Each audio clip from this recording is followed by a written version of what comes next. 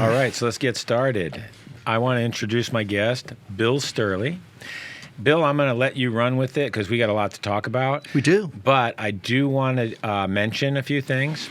One is you're my first guest on a new podcast. Nice. It's called The Artist's Room. Mm-hmm.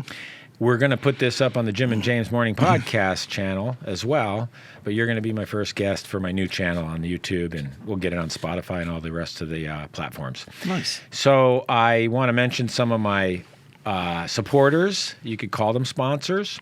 We have Barnhouse Napa Brew Coffee right here in my Reese's cup.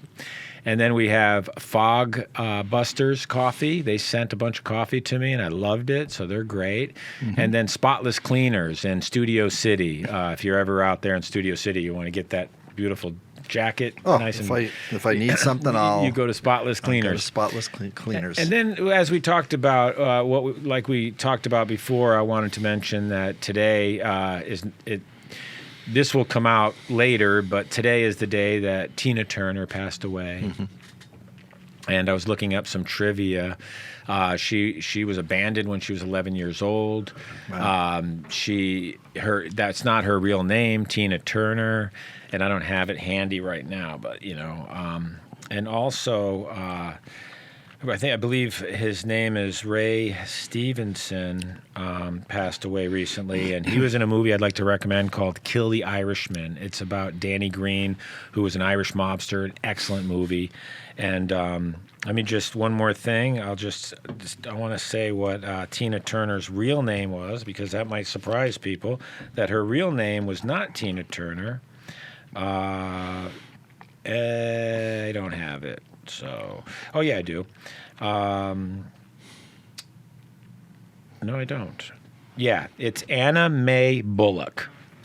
You can tell I don't know what I'm doing. Okay, so now we got that out of the way, and God rest her soul. She left us with a lot of music, and we love Tina Turner. Okay, Bill. Absolutely. So tell me why you're here. James, first off, thanks for inviting me. I always enjoy our conversation. We have a long history now, yes, we do. And one in which it has had many wonderful experiences, turns, learning moments of creativity, moments of awareness, awakening about the power of language to be used in all kinds of different ways to either escalate conflict or de-escalate conflict, or to increase drama or decrease drama, or increase romance or decrease romance. And human beings don't really think. I love that one. No pun intended. There you go. And human beings don't really think of language having that much power. We think it's, those are just words. They're only things. But words are really our operating system. It's the way we think, because we put a sentence together or a belief together, and that provides us some guidance.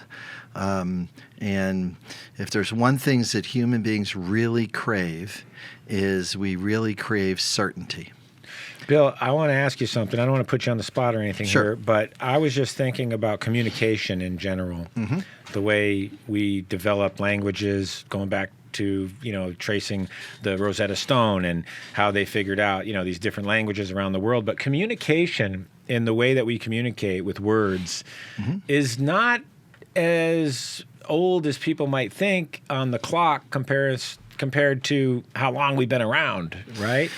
Right. The thing to really grab a hold of is that our language is changing. I mean, there was a time when we didn't know or use the word cell phone. There makes sense. So we had a rotary phone, or we had a push button phone. We had a telegram. We had a whole bunch of other ways to communicate and words to describe those things. Mm-hmm. So the words come into existence in order to create a form of meaning, and coming back to the word I mentioned before, certainty. If I know what this thing is, if I know what to call it, then I have a certain amount of certainty. The only problem is that as time goes by, people tend to use words and they muddle the original definition, or they start using it in a way that actually is not exactly what the word means. So Interesting. if I want to create some conflict right now between the two of us, I might say the sentence, "Hey, James, I felt attacked by what you just said." Oh, I'm sorry, Bill.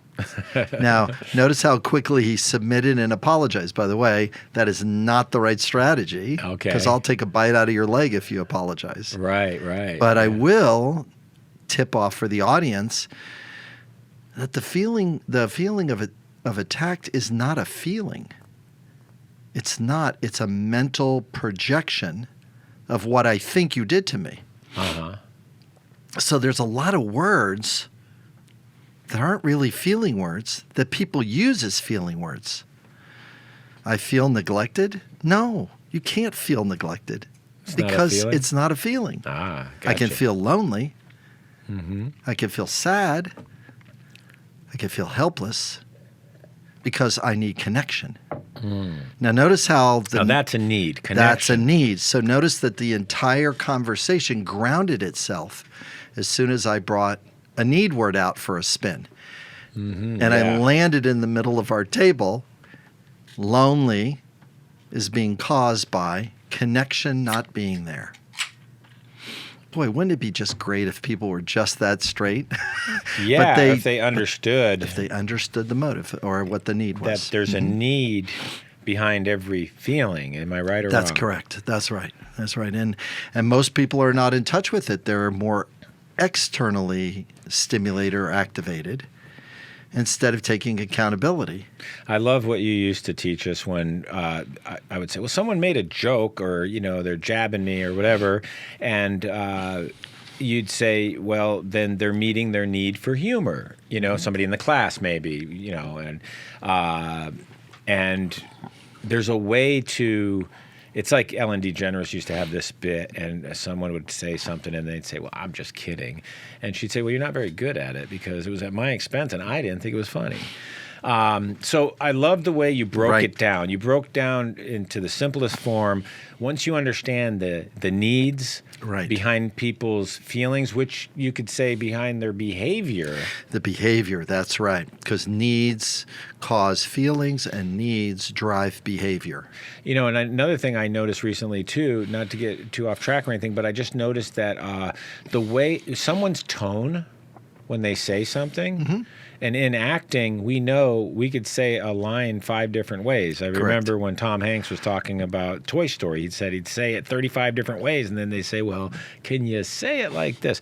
But tone in the way we communicate with each other, depending on our mood, can really affect how someone's going to feel or take it. Now, I don't know. I might be a little off. No, I course think there. I think you're throwing the terms around in pretty much in the correct categories. If I am using a certain tone, that's the first part of the equation. What is the tone? What is the emotion? What is the energy behind that sentence? It's the first part of the fill in the blank of empathy. I've got this feeling word, this tone. And the back end of it is the second part of the fill in the blank question is what is the need or the motive or what is the cause of it? Now, sometimes the sentence doesn't have, it's not that obvious. So if I said, hey, James, I really like her. I gave the tone, but I also told you about what the need is that I was going for. James, hey, do you know, I like her. Right. Now, all of a sudden, there's a feeling there. Would you be willing to take a guess? You don't have to be right. Don't make it right or wrong. All you Don't got to make- do is guess. So you might say, Bill, could you be feeling, and then put a feeling word in. I would say you would be feeling really nice or good, or what's a good feeling word that you could help I me with? like her. You like her, which means that No, I like her. you like her. I'll just amp the tone up. I just changed the tone a little bit. Right. So notice as I'm asking the question how darn annoying it is because you're searching for what the hell is the feeling word, right? So the challenge is I was going for a feeling word, and message sent was not message received. Because when I do it again and I put the feeling word, you'll go, oh, watch. I like her. Excited. Yes. Now I'm right on the tone. But most of us as human beings do not have a wide enough range of vocabulary words that we know how to access right away. That's a big part of emotional intelligence. That's a big part of being able to communicate empathy, is our ability to at least have somewhere between 20 or 40 words: excited, energized, optimistic, delighted, engaged. And that's the top end. The bottom end is the one your needs aren't being met: disappointment, sad, disheartened, lonely, angry, frustrated. All of those emotions are when our needs are not being met. So you were correct what you were saying. The tone makes a difference. Tom Hanks was trying to find the right tone, the right feeling, the feeling, and by doing it 35 times, he's trying to find out, okay, what need is Woody going for here? Right. And what is he going to, how is he going to convey that? That's correct. How is he going to see, when you say, I like her, I was thinking of the need. Maybe there's a need for connection. Connection's a great need. But the feeling, exhilarated. Exhilarated is another good guess. That's correct. That's right. So connection. And if I just dial it up a little bit more or put a little bit more emphasis, I like her. Now it's more about sexuality or intimacy, which is a different need than connection. What's funny too is if we're talking about, do you like so-and-so? And you say yes. And I say, no, come on, Bill, tell me the truth. Do you like her or something? And I said yes, I meant it. And I say, Bill, come on, maybe I'm trying to get a different answer out of you. Who knows? You know how those conversations work. That's correct. And then you go, I like her. I'm sorry, sound guy. But that would be, where I could tell that the feeling behind that is like, hey, I'm annoyed now explaining this to you. So it has nothing to do with the other person. It's annoyed because your need for being heard isn't met, or your need for understanding isn't met, because you're saying I like her because she fits the category of friendship, and the other person's prodding you to say, no, it's more than friendship. Come on, nudja. Right. And you're going like, no, and then all of a sudden it shows up more as a annoyance or a defensive position, as a form of, hey, you just didn't understand me, or you didn't affect. It reminds me of something I'm going to ask you about. I'll make it short because we want to move over and talk about your book. We want to move on to that pretty soon. So there was this guy that I knew, and he said he had a friend that he used to work with, and the guy would always be, making comments about women, pretty girls, woman would be walking across the street or walking in the office, and he'd go, ooh, yeah, she's, And one time he said, I like women. And my buddy said, nobody said you didn't. He was so annoyed with this guy because he was always commenting on girls and women or whatever. And I don't know why it bothered this friend of mine, but then he came back with that. It's like, hey, nobody said you didn't. So I'm thinking about the guy who was saying, he was admiring, and he may not have been doing it in a sleazy way or anything. He might have been, she's really pretty. But then my friend was probably meeting some kind of a need for, I don't want to hear you're complimenting people all the time. It's like, okay, one more thing is like when I was in a car with someone and she was screaming at everyone that was driving and cutting her off or whatever, and we were on a trip and she was yelling and stuff. Right. And I said, hey, they can't hear you, but I can. So do you have to? I was really annoyed with it. So different people have different needs for doing it. She was meeting a need, right? Correct. So I usually try to slow things down and try to take them one sentence at a time. So you've got two people viewing a woman, and this person keeps saying this sentence about the appearance or whatever their attraction is. And Yeah, then every time just they see a different time a woman, it's woman, not necessarily about the same woman. Now, that person is talking maybe from the place of admiration and or sexuality and or connection and or I want to be in a relationship with women. I like the company of women. Now, the other person, after it happens a few times, it might affect their need for maybe respect. It might affect their need for consideration. And it also might affect of like, listen, I hear what you're saying, but it doesn't meet the need for kindness the way you're talking about women all the time in that kind of way that they're interpreting called in that kind of way. Yes. See, we can't. Or they might have a loss of, there might be hitting a trigger. Might feel uncomfortable with because women. maybe they don't have a relationship, or you never know what their need is. So this tool teaches us not to walk on eggshells, to ask into the experience. When we ask into the experience with a line of empathy or consideration, the person tends not to do it anymore. I think I just gave a good reason why to get people to be quiet. If you provide them empathy and being heard at the within a sentence or two, they don't say things over and over again. So, but people don't know that that's like possible, that it's safe to say, Joe, it sounds like you would like me to hear how much you like women. There you go. And you Yeah. really feel delighted and energized. And some women you like to connect with from a friend place, and some women you like to connect from a beauty place, and some women you like to connect with sexually. And you let me know about it every time we pass one of them. I know, I got an idea. And the two of Joe. them will both laugh. They'll go, yeah, but how did you know? Right. It's not, I'm not being, a macho guy. I'm being a person that just has a general appearance and desire to hang around women. Right. And then whoever's talking to Joe might follow up with, Joe, I got an idea. Why don't you go approach a woman or women and tell them? Because well, listen, I feel scared and worried because my need for acceptance might not be met, and I'd rather talk it about with you because you're safe, and rather than going across the street and saying, "Hey, listen, I really like you. It's okay if I."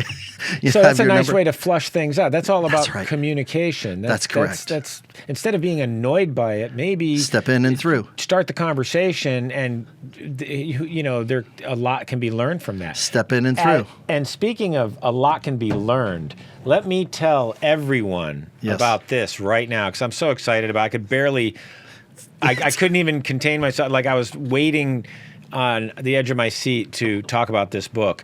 This is going to change lives. I'm not kidding either because I've known Bill for a long time. I've learned so much from Bill. And it's changed my life. And would you mind if I just read? Oh, pick a sentence or two. The first page, Bill. I'm going to put my glasses on. It has a list of things that you can, if you identify. Why is this book worth reading? I mean, why is it look worth at this. reading? The first one grabbed me. You frequently experience an emotional roller coaster within yourself. Well, who doesn't, right? So do you want to understand more about that? Look at this. It's a wealth of knowledge. There's diagrams, there's explanations, little activities. Everything we've been talking about. That's right. Needs, feelings, and communication. Let me just pick another one because there's 1, 2, 3, 4, 5, 6, 7, 8, 9, 10, about 12 of these maybe, 10 or 12. Let's see. You have been searching for ways to quiet the internal critic in your mind. Yes, very important. Now, if for any of you that go on Instagram and you like to follow the like I do, the motivational app and the motivational and the inspirational and stuff like that, because I feel like when I feel. It's a funny way to use this word right now, but I feel like when I bombard myself with these affirmations and things like that, it helps change the tapes that run the negativity that we sometimes, it gets on a loop. Yes. So this does that and much, much, much more. And correct me if I'm wrong here. Correct, yes. So it's very exciting to talk about how volatile emotions work and to make them safe, because we have things that happen inside us that we don't necessarily know how to stop the chatter. Some chatters are just one voice. You should do this. See, as soon as I put the word should, I started the conflict. I'm starting the engine. I should have. Now I'm feeling both mad and helpless. And I remember we were giving some of these negative thoughts a name, Right. and we were calling it the jackal.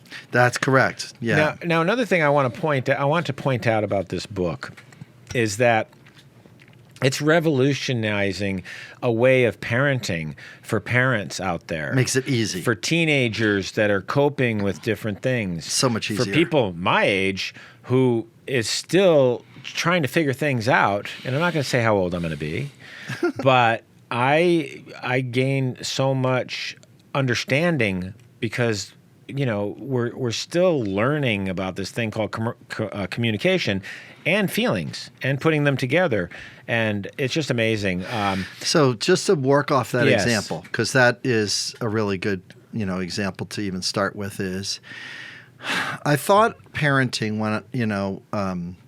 was going to be dangerous before I learned this material, and then I started teaching it, and then I realized, oh my gosh, parenting has turned into one of the easiest things I've ever done, because with having a language tool that has you look at your child's upset or mistake, and instead of bringing instruction, discipline, or punishment, instead of bringing those, what you bring is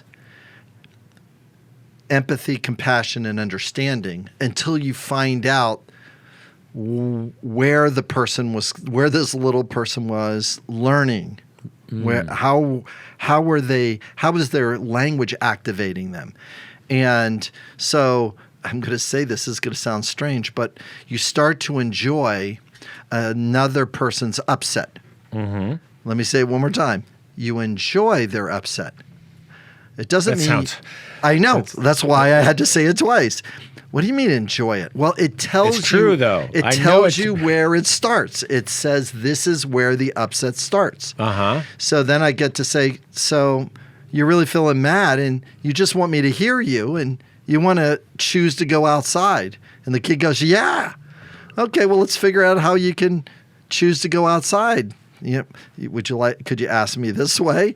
Would you be willing to hear what's happening with me? And then immediately what winds up happening is it's not adversarial conversation. It is a conversation that turns into two human beings communicating about how they can mutually meet each other's needs. Instead of feeling like, or instead of there having to be conflict. Right. Because a lot of people think when you're parenting, you have to stay with that status of being the boss and being in charge and everything. But there's a way to communicate where you can still do that.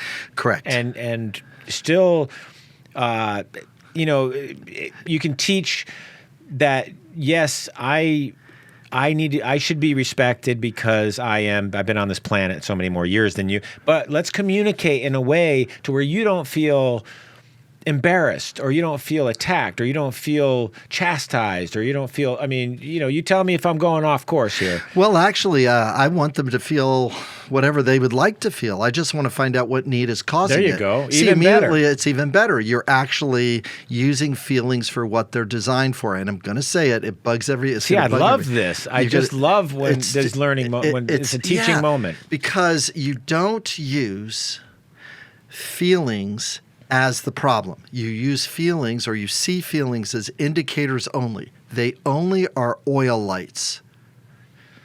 Check engine. Jim, check engine light. Does talking to an oil light work? No, and screaming at the people outside the car doesn't work either. I'm glad you brought it back to that example. That's correct. It doesn't work. The emotion the oil light is not conveying. The person's not connected to, was it their need for respect that wasn't met? That's why they're angry. was it their need for consideration? That woman, that person you were talking about, is not in touch with how it was affected inside. How it was affecting herself. No. It's not healthy. It's The judgment is it's not healthy, but it's also not aware. Right, That's right. really problematic. Is the that emotional quote?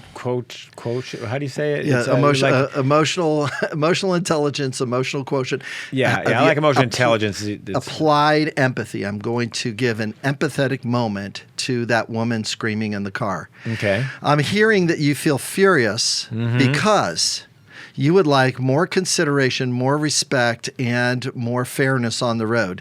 And safety. And safety. Thank you. Look at how you you're immediately got my the mentor. need that's right on the thing. So now all of a sudden it's like, which one is mostly bothering you? And she'll say, oh, it's safety. Oh, great. So you would have liked safety and they were a little too close to you when they were driving. Yeah. I feel disappointment they weren't aware enough to provide you safety. And the person going like, what the hell did you just do with my anger? Right. Because you just literally wiped out their anger. There you go. And you put... Then maybe I'd make a gentle suggestion that your senses are more heightened when you're angry, and that could cause a safety issue if you want to remain calm while you're driving. This is even better.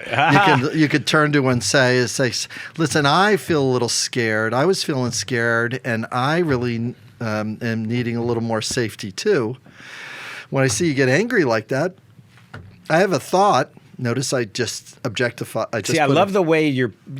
That's what you learned in this book. That's correct. Is how to word things where people don't feel attacked. That's how correct. To word things where you're opening up more communication, right? Instead of shutting people down and owning it. You start to learn how to own something compassionately at the same time as extend empathy and compassion for the other person. A really important point I want to make that I learned from you early on was that even when you're in conflict, even when somebody is being as rude as, it could be the nastiest person on the planet. Right. You look at it from a place of compassion, Okay. Compassion and empathy. That's correct. But a lot of people know those words. They know what they mean, but they don't know how to access and they don't know how to use them. This book is about doing it.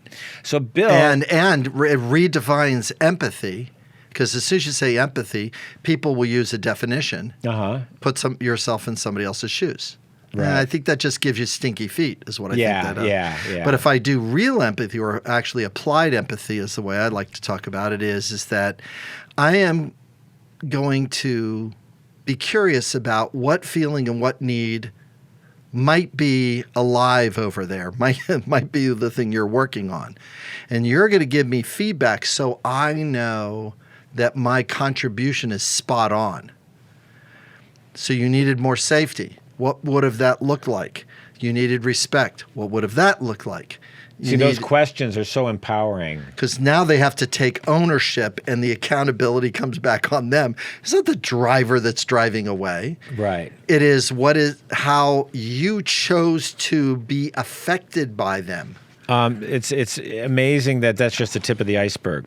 So, Bill, this is your book. Yes. And that is your camera. If you want to say anything about how people can get that book, you want to let people know where they can go, your website, Well, the best way to do it is to go to Amazon, type in The Emotional Sobriety Solution. Okay. And it'll bring you right to this book. There's a hardback that has colors and color charts in it, and this is the black and white version. Okay. And what happens is that it's both it's easy to read, and it gives you some chances to actually fill in and practice some of the stuff in real time. It's like a workbook in a sense, but not as much a workbook as just a handbook of. It's a handbook for life with applied.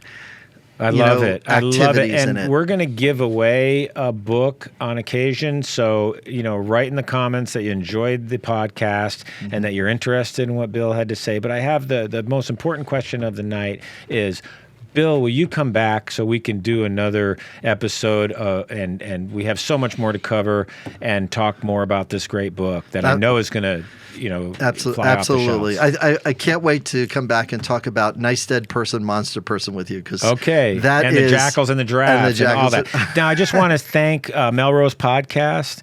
Melrose Podcast Studio is our home, and it is an incredible place that has, this chair. Was it Bella Thorne? Was she sitting in this chair? Or, the Stallone girls, Sylvester Stallone's daughters were doing their podcast from here. I mean, this place is legendary, and it's on the Sunset Strip, and I just want to thank Melrose Podcast Studios, the best. Awesome. And thank you, Bill. You're amazing. Delight to be here, for sure.